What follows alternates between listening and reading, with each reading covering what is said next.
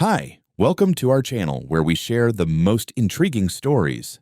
I built a pond to escape the world. No neighbors, no rules, just nature. But peace is fragile. When a suburban HOA moved in next door, led by a woman with a Lexus and a God complex, my sanctuary became a battleground. They wanted war. I gave them a reckoning.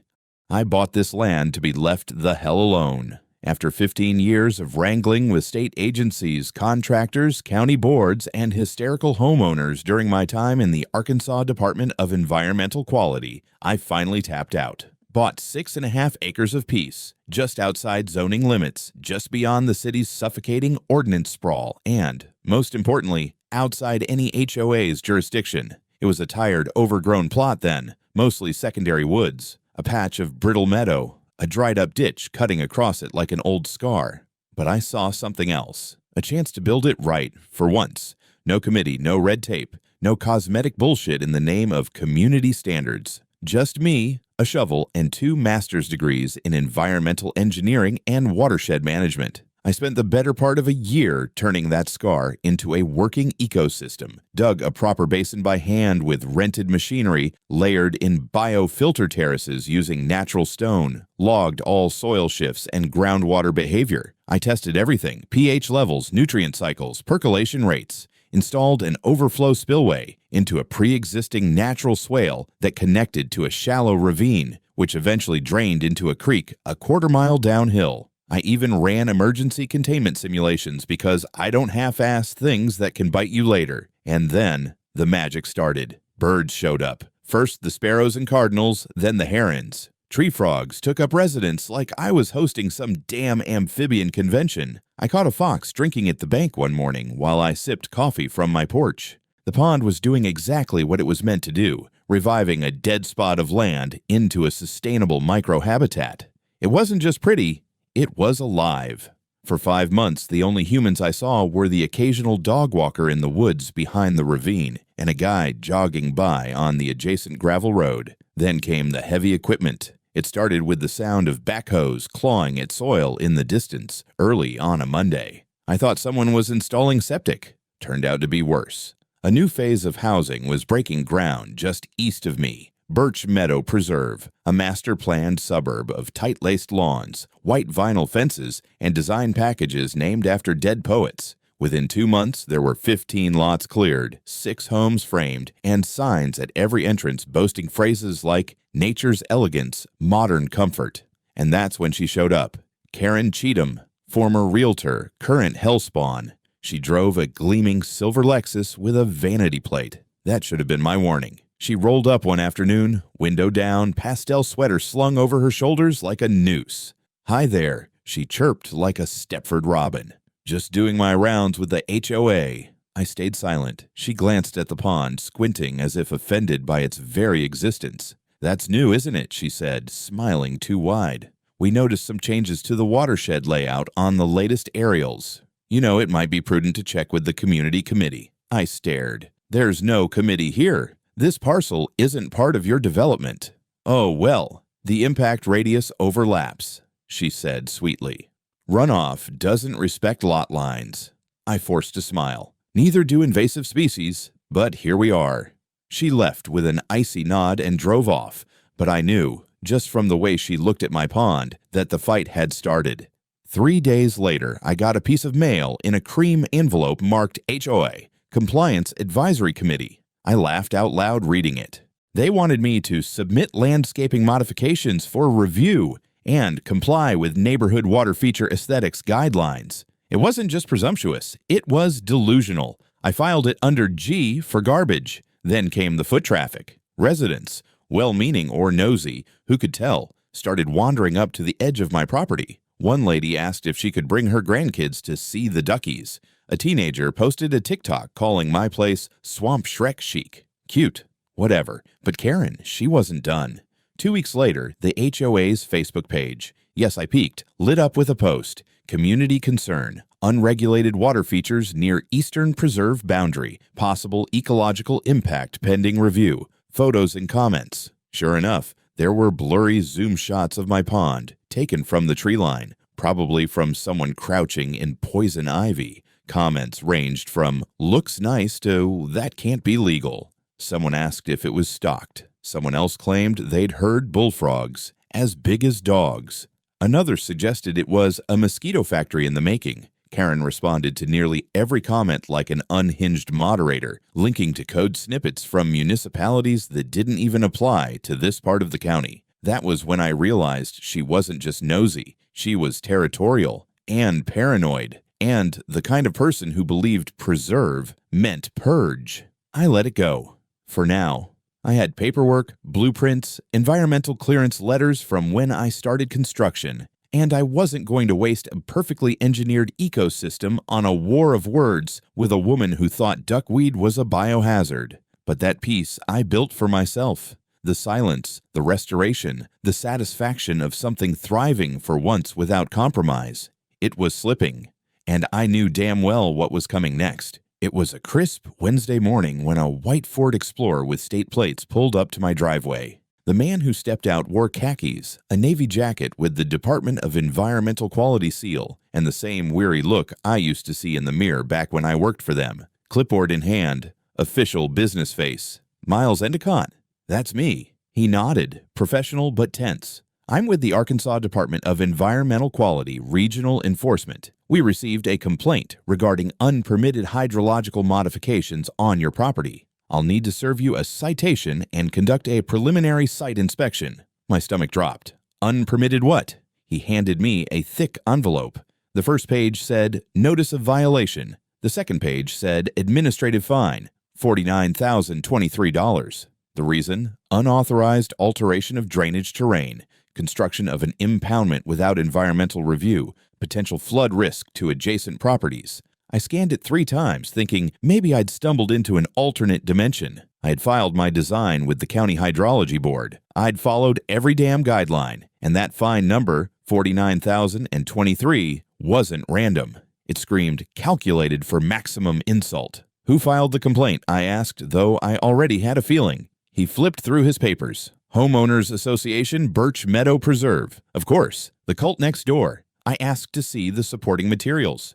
He obliged, copying protocol from the Freedom of Information Act, probably out of habit. The complaint included photos of my pond taken from over the fence line, a sketch of supposed water diversion flow, and, cherry on top, an attached expert hydrological assessment signed by someone named Dr. K. Jordan. Never heard of him. The report itself was a masterpiece of pseudo-scientific garbage. It claimed my pond disrupted the local aquifer, redirected groundwater toward the HOA's playground, and created mosquito proliferation zones inconsistent with community health standards. I almost laughed. The formatting was straight out of an online template from a landscaping forum I used to moderate. When the inspector left, I went straight to my office and opened my old contacts list. I still had access to the state licensing registry. Dr. K. Jordan wasn't on it. What I did find after some digging through LinkedIn and public records was a Keith Jordan, age 36, occupation regional sales manager for Mid-South Medical Supplies, married to Caroline Cheatham Jordan, Karen's daughter. I sat back, staring at the screen. So that was their expert.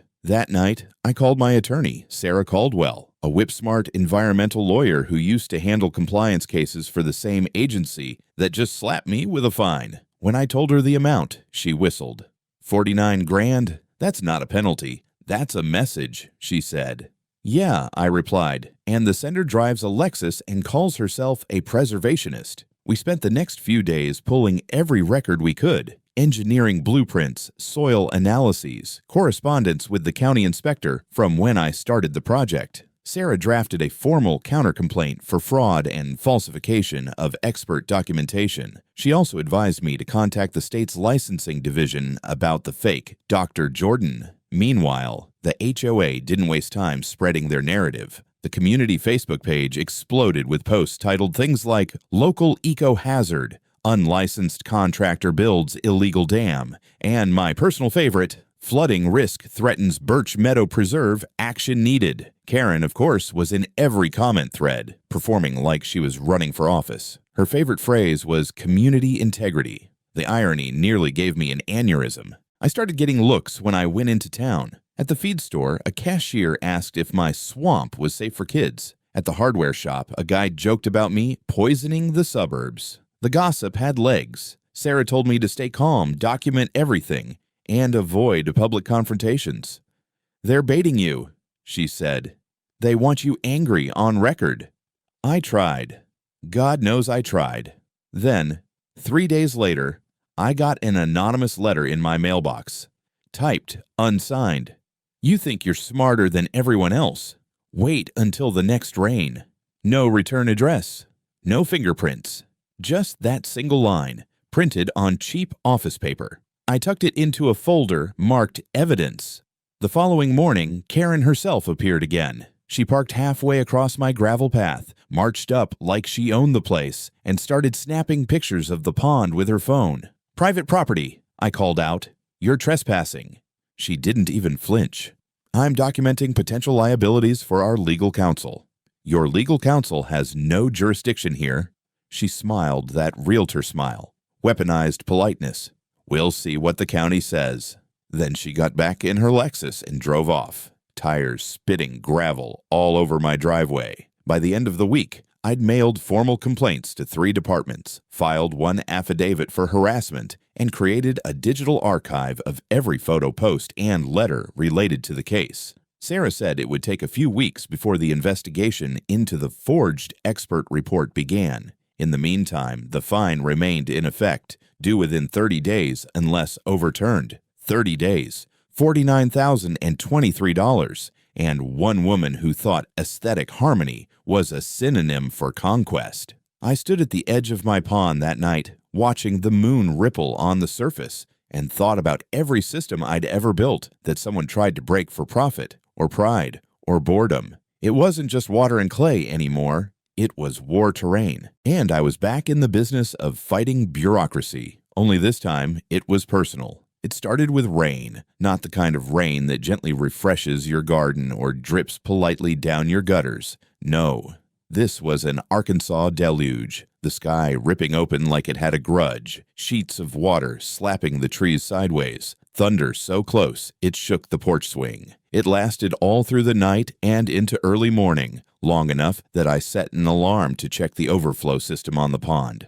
I wasn't worried about the pond itself. I'd engineered it to take on nearly twice the local 100-year flood volume, but I wasn't about to let the HOA frame me as the second coming of Hurricane Katrina. I stepped out around 5:30 a.m., coffee in hand, boots already sinking into the mud. The pond held perfectly. No breach, no erosion, no uncontrolled flow. The overflow was working like a dream, routing water into the original swale and then downhill through the ravine. Satisfied, I headed back in and was just about to peel off my wet jacket when my phone buzzed. Text from Sarah. "Have you seen the HOA group? They're blaming you." I opened Facebook. There it was. Dozens of photos. One of a backyard on Birch Elm Drive, water pooled around the base of a brand new foundation, mud halfway up the steps. Caption: "This is what happens when unregulated water systems are allowed to exist unchecked. Our homes are flooding." Tag: Miles Endicott. Comments were flooding in faster than the rain. Words like negligence, criminal, eco-vandal, lawsuit. I clenched my jaw and pulled up my drone controls. I'd mounted a weather-resistant drone with motion sensor activation above the pond a week after the citation came in. Call it paranoia or foresight. I'd learned long ago that water doesn't lie, but people do. The drone had been recording through the storm. I skimmed through the footage, fast-forwarding past the hours of rainfall. Then I saw it. 2 men in reflective vests. Around midnight. They weren't from any utility company I recognized. They were hunched over near the eastern ridge, where the spillway connected to the ravine that led into HOA territory. One of them had a shovel. The other had a portable floodlight. They were digging. At first I thought maybe they were clearing something, but then I saw it. They were diverting. They filled in part of the natural swale and cut a shallow trench directly east, leading toward the Birch Meadow lots. Toward the new construction, they had rerouted the runoff. On purpose. I nearly dropped the controller. By 7 a.m., I had the footage exported, annotated, and sent to Sarah, who called me within minutes. "This is sabotage," she said flatly. "Intentional obstruction of a regulated water management system. I'm sending this to the State Water Resources Commission right now." "Do it," I said, "and tell them I want someone out here today." By 10 o'clock, an inspector from the Arkansas Water Resources Commission was standing at the edge of the ravine, his boots halfway submerged in residual runoff. Name was Sanchez. Sharp guy. Didn't say much. Just watched the drone footage, compared it with the survey maps, then started taking samples and measurements. At one point, he whistled low. "This is textbook interference. They altered the natural drainage system in the middle of a storm cycle. That's not just reckless. It's criminal." I nodded. Glad someone around here still believes in facts. Karen didn't show her face that day, but HOA members sure did. 3 of them drove up to the property line around noon, phones in hand, shouting over the fence that I'd better clean up the mess I made. One of them pointed at my drone and screamed, "That's an invasion of privacy." I waved politely. "From your backyard? Sure. My pond? Not so much." That evening, Sanchez sent me a preliminary report. It stated in no uncertain terms that the flooding was not caused by the pond, that the system had performed within spec, that the diversion trench appeared recently disturbed and inconsistent with natural hydrology. I attached the report to an official police complaint citing criminal property damage, endangerment, and attempted fraud. By now, the fine was still technically active, but Sarah filed a formal motion to suspend enforcement pending the outcome of the sabotage investigation. Of course, the HOA doubled down. Karen went back on Facebook with another post, long, unhinged, full of phrases like eco-terrorism, reckless wetland engineering, and death trap for neighborhood children. This time, I didn't reply. I just updated the drone footage link and let the truth simmer. Then came the cherry on top. The next morning, an anonymous email landed in my inbox. No message body, just a single attachment. A JPEG screenshot of a group chat titled HOA Execs Only. 3 names, Karen, someone labeled Keith J., and a third, Megan PR. The latest message. Trench was done. Should push enough blame if the rain holds. He'll snap and we'll use it. I stared at the screen for a full minute, heart hammering. It was sloppy. It was damning. And it was perfect. I forwarded it to Sarah. "Game's changing," I wrote. Her reply came seconds later. "Time to go on offense." By now, I wasn't just a landowner with a pond. I was a walking Rorschach test for everyone in the neighborhood. To some, I was an off-grid hermit with a dangerous hobby. To others, the poor bastard caught in the crosshairs of a HOA-run psychodrama. To Karen, I was an existential threat, a swampy blemish on her suburban utopia. After the anonymous screenshot of the HOA group chat hit my inbox, Sarah and I knew we were dealing with something deeper than a nuisance war. This wasn't a battle over aesthetics. It was strategy, planned disruption, digital manipulation, coordinated harassment. It was chess with snakes. So we upgraded. Sarah expanded our legal complaint to include criminal conspiracy, libel, property sabotage, and fraudulent expert testimony. Meanwhile, I went on the offensive. Every HOA post, archived, every social media smear, screenshot, time-stamped, and tied back to IP addresses. I wasn't alone in this either. My buddy Colin, a cybersecurity analyst who owed me a favor from back when I helped his dad build a gray water filtration system, came on board. "Want to see how deep the rabbit hole goes?" He grinned over a beer at my kitchen table. In less than 48 hours, Colin had pulled metadata from half a dozen posts on Facebook, Nextdoor, and Reddit, all authored by suspiciously similar accounts. Same sentence structure, same stock photo avatars, all praising the HOA and blaming me. "They're botting you," he said. "Not advanced stuff, but enough to sway people who aren't looking too hard." Colin backtracked the IPs. 4 of them were bouncing through VPNs, but the 5th registered to Birch Meadows' own HOA Wi-Fi, specifically a MacBook Pro logged in under the admin account for the HOA's treasurer. We now had concrete proof that the smear campaign against me, the Pond Menace, as some genius had dubbed it online, wasn't just organic suburban hysteria. It was orchestrated. Meanwhile, my inbox was flooded again. This time, dozens of emails from environmental forums, academic circles, even a couple of garden clubs. Turns out that when the State Water Commission's interim report leaked, somehow, mysteriously, it made rounds in a few ecology blogs. And suddenly, my little unregulated pond had become an object of public interest. That's when Karen upped her game. She sent me a cease and desist letter through the HOA's attorney, claiming I was disseminating defamatory content and spying on community members via drone. She demanded I disable all surveillance and retract any harmful insinuations against her or the board. I framed the letter and hung it in my shed, next to my shovel. But then came a twist I didn't see coming. I started noticing a gray sedan parked just beyond my property line, a little too often in different spots. Once near the fire road, once across from my workshop, once by the wooded easement that bordered the HOA lots. Always just sitting there, engine running. The driver never got out. Third time, I walked over. Before I could say anything, the car peeled off. I got the plate. Sarah ran it. Private investigator. Licensed out of Little Rock. Retained by none other than Cheatham Group, the legal entity Karen used to manage her real estate assets. I wasn't surprised, but I was furious. They weren't just watching me online. They were following me, looking for dirt. Sarah advised me to file a restraining order, which we did, and the court granted a temporary protective order against further surveillance pending a hearing. But that didn't stop the narrative machine. Karen and her lackeys started whispering publicly that I had a checkered history, that I'd been let go from the Department of Environmental Quality for irregularities. Which was bullshit. I left voluntarily, and my personnel file was clean. But now people were raising eyebrows in town. At the farmer's market, someone asked if I was that guy with the toxic marsh. At the bar, a guy offered me a drink and asked if it was true I'd done time in Texas for a construction accident. These weren't questions. They were feelers. Rumor seeds planted carefully, quietly, with plausible deniability. I had to do something visible. So I hosted a public pond tour. I partnered with Dr. Jana Liu, a restoration ecologist from the University of Arkansas I'd met at a conference years back. She brought students. We opened the gates, had banners made, community science, wetlands in action. We printed out the engineering documents, displayed habitat photos, and even let some local birdwatchers record their finds. We had 50 people show up, including a local news crew. Karen drove by twice, didn't stop.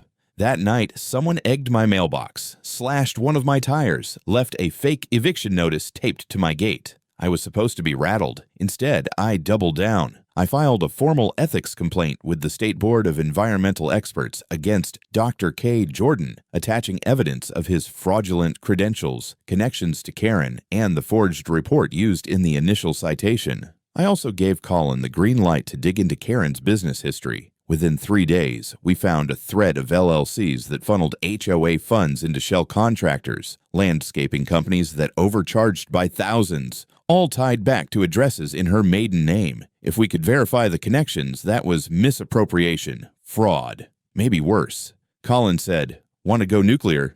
Light the fuse." We weren't just fighting for a pond anymore. We were unraveling a web. There's a moment in every engineered system when the pressure hits critical. Doesn't matter how much planning went into it, if the valves aren't strong enough, something gives. Structures fail, flow reverses, and suddenly what was stable becomes dangerous. We'd reached that point. After exposing the fake expert report, uncovering the smear campaign, and catching a goddamn private investigator circling my land like a hawk with a badge, I thought maybe Karen would dial things back, retreat, regroup, scheme in silence. Instead, she went scorched earth. It started with a memo. Sarah forwarded it to me late on a Tuesday titled HOA Emergency Motion for Municipal Review. In it, the HOA claimed that my pond had created an unprecedented hydrological anomaly and that new expert documents showed evidence of soil destabilization, increased mosquito-borne health risks, and, my personal favorite, psychosocial community distress due to water feature unpredictability. That's right. According to the HOA, I was causing emotional damage with a body of water. Sarah groaned through the phone. They're doubling down on fake experts. Look at the signature. Consultant Jordan and Associates. They're still using Keith. Just renamed his damn role. I laughed so hard I nearly dropped the phone. We drafted a formal rebuttal, attaching copies of Keith Jordan's LinkedIn profile, still proudly listing his top skill as medical equipment sales, and added new evidence we'd collected about the shell landscaping companies tied to Karen's name. This wasn't just a sloppy grudge match anymore, it was entering prosecutable territory. But then came the real turning point. The court agreed to an evidentiary hearing. Not just a hearing to discuss the fine or the sabotage, a full preliminary review of the entire case. The HOA's claims, the drone footage, the falsified expert, the digital smear campaign. All of it. Sarah and I prepped like it was the Super Bowl. We compiled drone footage timelines with overlays of rainfall data and drainage patterns. We printed out the metadata logs from Colin's cyber analysis. We highlighted the exact moments when HOA-owned IPs uploaded falsified reports to Nextdoor and Reddit. It was digital trench warfare mapped out in a 3-ring binder that now had its own table in Sarah's office. Karen, on the other hand, brought PowerPoint and a laminated poster board. The courtroom was half full. A couple HOA members showed up, smug and suited, including Keith himself, now wearing a tie and glasses, as if that could magically give him a PhD. Karen wore her usual pastel blazer and fake smile. We started. Sarah opened with the drone footage, the footage of the trench, the tampering, the time-stamped sabotage, then the inspector's report. The flooding wasn't caused by my pond. It was orchestrated. The judge raised an eyebrow, then came the false credentials. Sarah calmly laid out Keith's complete lack of licensure, the fake consultancy,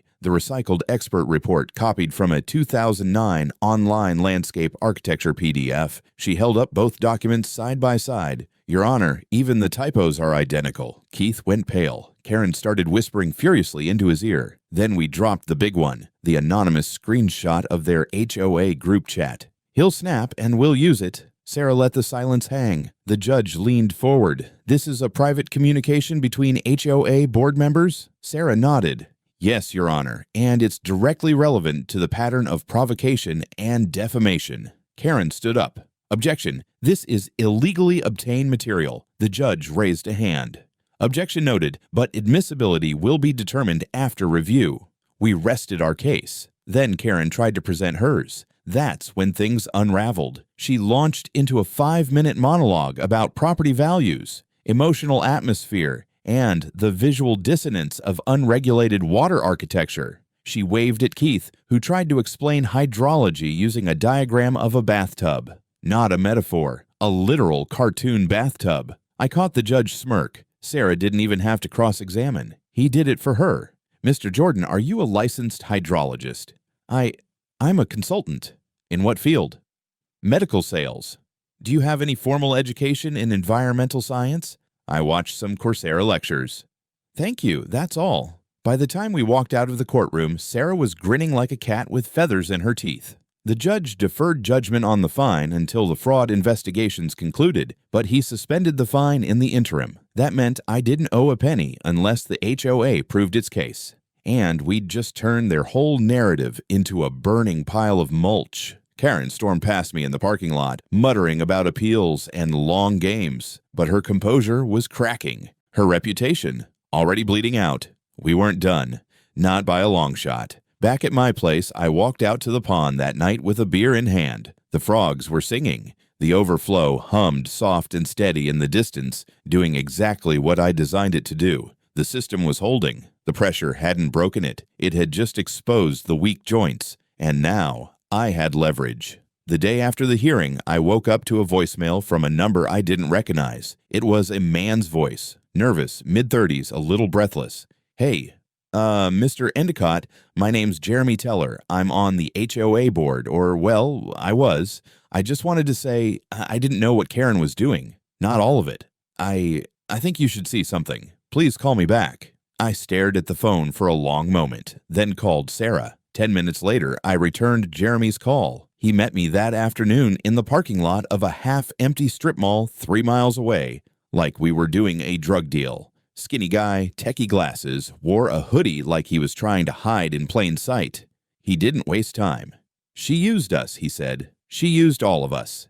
He handed me a flash drive and a manila folder. Inside were emails. Real ones this time, not screenshots. Between Karen and several contractors linked to Birch Meadows' beautification initiative. Landscaping invoices padded by tens of thousands. Quotes for synthetic turf listed as native habitat rebalancing. And one email chain where Karen openly discussed redirecting maintenance budget into PR allocation, which included payment to a media consultant who'd helped ghostwrite the HOA's social media campaign against me. Jeremy rubbed his temples. When the court date got announced, she panicked, started pushing for everyone to stay unified, not speak to press, not answer questions unless cleared through her. I asked him why he came forward. He looked me straight in the eye. Because I work in IT, and I recognize the bot accounts. I watched her create them. She had no idea how obvious it was. That night, Sarah and I compiled a new packet. It included Jeremy's testimony and documents, screenshots of the HOA's internal directives to spread misinformation, a second wave of cyber evidence from Colin confirming that several smear posts were uploaded through Birch Meadows office Wi-Fi while HOA board meetings were in session. We sent it to the state attorney general's office, but by then the neighborhood itself was already starting to crack. The story had made it onto a local investigative news segment. They showed aerial footage of my pond, compared it to Karen's claims of marsh destruction and public hazard, and then played a snippet of Keith Jordan fumbling through his courtroom cross-examination. The next morning, my driveway had 4 cars I didn't recognize. They weren't reporters, they were residents. One man introduced himself as Greg from Lot 26. Another woman said she'd voted for Karen to keep things nice, not to wage war on ecosystems and bankrupt engineers. They asked questions. I answered honestly. One of them asked, "Is it true they tried to sabotage the pond?" I didn't have to answer. I just showed them the drone footage. That afternoon, a letter went out to every Birch Meadow resident. It wasn't from the HOA board. It was from a newly formed Homeowners Transparency Committee. I read it online later. We believe our association has been misled and misused. We are demanding an emergency election, a full audit of HOA spending, and the immediate resignation of any board member found to have acted in bad faith. Karen's kingdom was wobbling, but she wasn't finished. That evening, I got another visit from someone unexpected, a local police officer. He came to my door with a copy of a new complaint filed against me. Karen now claimed that I'd installed unauthorized surveillance equipment targeting HOA common areas and was harassing residents with aerial drones. The officer looked tired, embarrassed even. "I have to file the report," he said. "But between you and me, this is looking like harassment against you." I thanked him and gave him a copy of my drone permits, footage logs, and confirmation from the FAA registry. The next day, Karen hosted a closed-door HOA meeting at the community clubhouse. Only her inner circle was invited. No live stream, no minutes released. What she didn't know? Jeremy was inside. He recorded the whole thing on his phone. And at minute 32, she said the line that sealed her fate. "If we don't shut him down, we'll lose the easement. And if that happens, we can't build Phase 3. Phase 3. A term that hadn't appeared anywhere in HOA literature, but I knew what it meant. They wanted to expand into the woods, onto my border, and my land, my pond, my easement. It was standing in the way. So that's what this had been about all along. Not just aesthetics, not just ego. It was about expansion. And if they could bankrupt me, defame me, or push me to sell, they could finally get what they wanted. The next morning, Sarah filed a motion to introduce new evidence, the clubhouse recording. The hearing was fast-tracked. The AG's office was now officially involved. And the HOA. They were eating each other alive. There's a point in every fight where someone realizes they've already lost, not because of one knockout blow, but because the momentum shifted and they're just flailing against gravity. Karen had reached that point, but she didn't know it yet. The recording from the clubhouse meeting was the nail. She'd tried to keep her little empire tight, but Jeremy had been inside the walls. And that single sentence, "We'll lose the easement," was all the proof anyone needed that this war was never about water. It was about land, about expansion, and money. The easement she referenced ran along the edge of my property, a forgotten utility corridor from the 50s that had become a habitat buffer over time. It wasn't part of Birch Meadows development, but it was on the HOA's wish list. They'd petitioned the county 2 years earlier for expansion rights, but had been denied due to insufficient access and environmental disruption. Unless, of course, someone like me were to fold. Well, I hadn't. And now I had the receipts. Sarah filed the motion to admit the recording. The judge accepted it without hesitation. The AG's office opened a formal investigation into fraudulent use of HOA funds, coordinated defamation, forgery, and attempted easement acquisition through coercion. Meanwhile, the Transparency Committee at Birch Meadow was growing louder and more organized. They circulated a petition for emergency HOA leadership restructuring. The required signatures came in within 48 hours. Karen tried to declare the petition invalid, citing procedural inconsistencies, but that only made things worse. Residents started demanding full access to HOA financial records. That's when the cracks turned into collapses. Someone leaked HOA expense reports, real ones, not doctored, within them. Reimbursements for consulting fees paid to Jordan and Associates, aka her son-in-law. Over $25,000 labeled Community Awareness Campaign, with checks made out to a shell PR firm traced to Karen's maiden name. And thousands more labeled drainage mitigation efforts, despite no actual maintenance work being done. It was fraud, plain and simple. And the worst part, the PR firm had applied for a state grant under false pretenses. They'd claimed it was for an eco-restoration initiative in coordination with a certified hydrologist. They used my name, my project, my credentials. They tried to cash in on the very thing they were trying to destroy. When Sarah saw that, she stopped speaking for a full 5 seconds. Then, we're no longer playing defense. We filed a civil suit for defamation, fraud, identity misuse, and economic damages. Sarah also requested a restraining order against Karen and Keith to bar any further contact with me or my property. It was approved within 24 hours, but the universe wasn't finished punishing Karen, because that Friday, a county inspector, not one from the environmental department, but from zoning enforcement, showed up at her house with a cease and desist notice. Turns out her own property had an unapproved addition, a guest house-style shed, wired with illegal electricity. Someone had reported it anonymously. I'm not saying it was Jeremy, but it might have been Jeremy. That weekend, I noticed something unusual. Silence. No HOA cars stalking the property, no angry posts online, not even a glance from the couple who usually glared at me during town runs. Karen had vanished from the public eye until Monday. That's when the police raided the Birch Meadow HOA office. Search warrants, boxes of files loaded into vans. Keith Jordan was seen being escorted out of the building, not cuffed, but looking like he'd aged 20 years overnight. And Karen, she tried to go on the offensive one last time. She posted a video to the community page. No makeup, no smile, hair pulled back into something too tight for comfort. She claimed victimhood, said she'd been trying to protect the community, that she'd acted on bad advice, that outside forces had corrupted the HOA from within. She never named me, but the message was clear. Only, it didn't land. The comments were brutal. You lied. You almost got us sued. Resign now.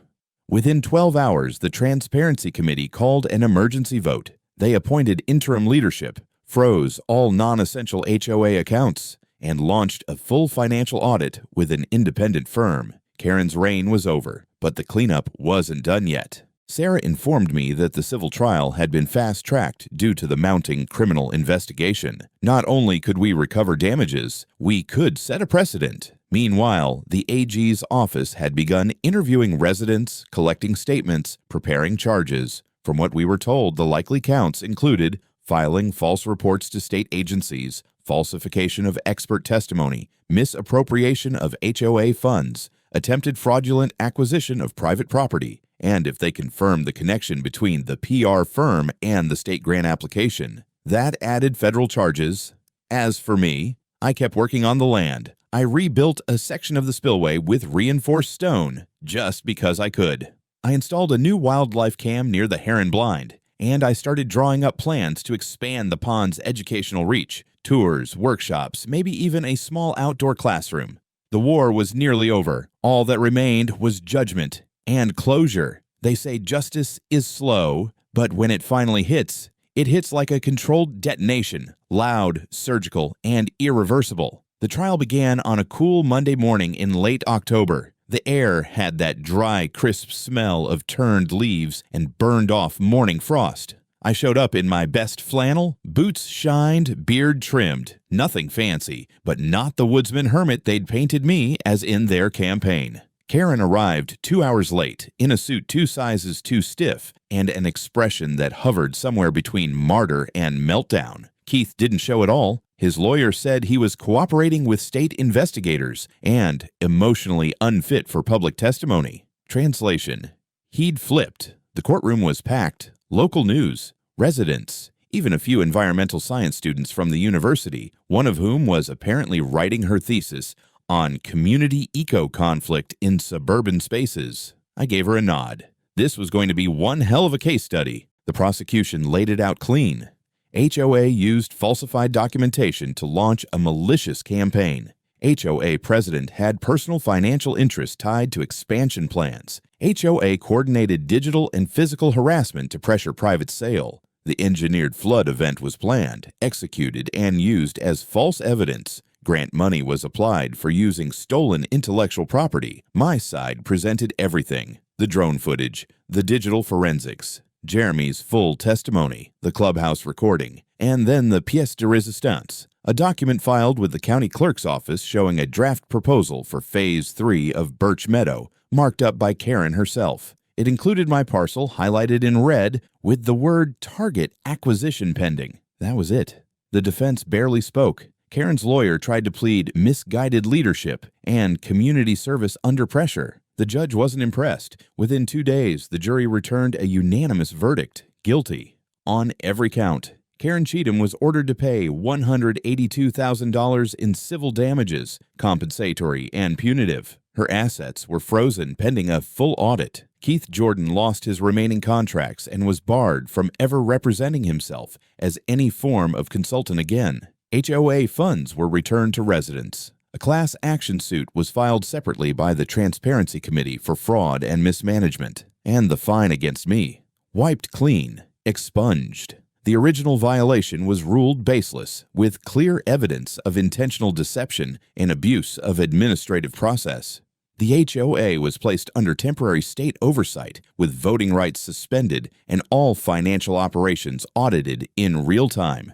Karen, she resigned in a Facebook post with no comments enabled. A week later, her house went up for sale. For sale by owner, no agents involved. And me. I finally got peace. Real peace. Not just because the threat stopped or the drone no longer had to run at night, but because I'd won on my own terms. I didn't bend, didn't sell, didn't dilute the vision I had when I first dug that basin and watched the ground drink it in. I'd built something for life, not resale value. A month after the verdict, I hosted a workshop at the pond. 30 people showed up, families, students, even a couple of Birch Meadow residents who looked slightly ashamed to be there. I didn't care. They were welcome. We walked through the habitat zones, talked about runoff management, the return of local bird species. I showed them how the overflow system worked, how the vegetation naturally filtered pollutants. At the end, one little girl raised her hand and asked, "Why don't more neighborhoods have ponds like this?"